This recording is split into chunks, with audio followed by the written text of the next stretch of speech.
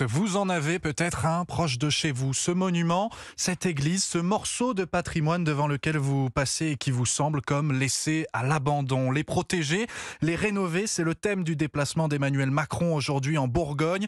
Il devrait annoncer entre autres une souscription publique pour les édifices religieux à la veille des Journées du patrimoine. Un rendez-vous incontournable pour des Français attachés à leur monument. C'est le reportage Europe 1 et vous à Paris d'Antoine Bienvaux.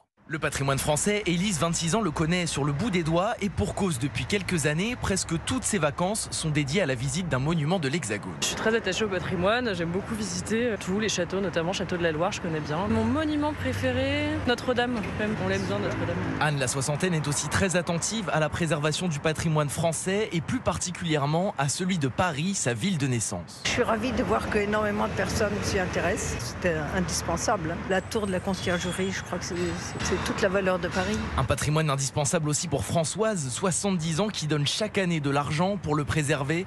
Un précieux trésor, selon ses mots, qu'elle craint de voir disparaître. Ça fait partie de notre culture et il est important que les jeunes aillent voir un petit peu tout ce que les gens avant nous ont fait. Je pense que la jeunesse actuelle est, pour la connaissance du patrimoine, aussi nulle que pour son orthographe. Le décalage de génération semble en effet bien réel. Aucun jeune rencontré n'a montré d'intérêt pour les Journées du patrimoine ce week-end. Antoine Bienvaux pour Europe